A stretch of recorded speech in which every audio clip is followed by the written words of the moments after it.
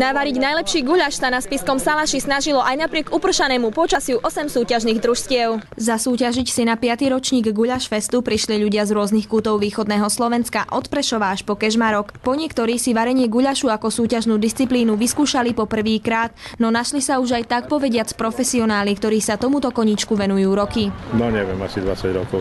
Treba si dať záležať na guľaši, nepripáliť cibulku a nepresoliť. A jak toto, že sa nestane, tak guľaš je guľaš. Minulý rok v septembri sme v Tatrách na špicách guľaši, kde boli 27 družstiev, sme zvíťazili.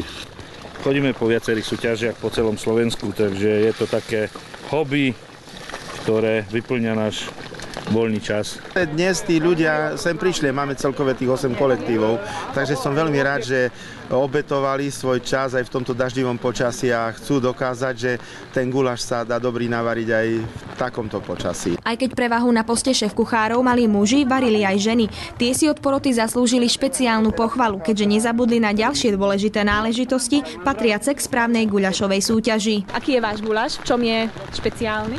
Tak špeciálne hlavne v zložení ingrediencií, 3 druhov mäska a to ďalšie vám neprezradím.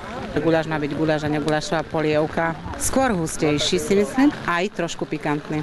Zodpovedná porota sa samozrejme nenechala ovplyvniť a hodnotiace kritériá boli prísne. Hodnotíme samozrejme to družstvo súťažné, akým spôsobom dodržiava určité zásady. Takou prvotnou zásadou by podľa môjho názoru mala byť tá hygiena, tá čistota, príprava tých surovín, tak aby to zodpovedalo. Ale jedna je veľmi dôležitá, sme v prírode, aby sme dodržiavali také zásady vzťahu k prírode. No a vrcholí to samozrejme potom ako ochutnaním. Tak zatiaľ im chutilo, vybral som z kotlíka ovarené rebra a bočík, kušičko ako ochutnávku. To je taká prvá naša degustácia z guľašiku. Niektorí šéf-kuchári boli ochotní prezradiť aj svoje kulinárske tajomstvá. No, aj pivo sme tu dneska liali, hej. Niekedy dávame víno, niekedy pivo, takú špeciálnu, takú, ako my máme chuť. Ten guľaš sa dá variť na 100 spôsobov. Víťazmi 5. ročníka Guľaš festu 2007 sa stali Prešovčania. Víťazný guľaš musí mať 2 ľudí minimálne. To je základ.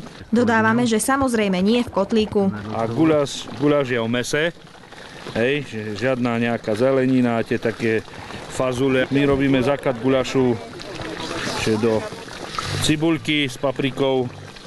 Udinstujeme bravčové kolená neudené, ktoré tvoria základ guľašu a potom postupne pridávame bravčovinu, vlastne hovedzinu, bravčovinu, poprípade iné druhy mesa, ktoré sa nájdu po ceste alebo doma. Toto bola chutná inšpirácia na záver. Veľa šťastia pri varení a dobrú chuť.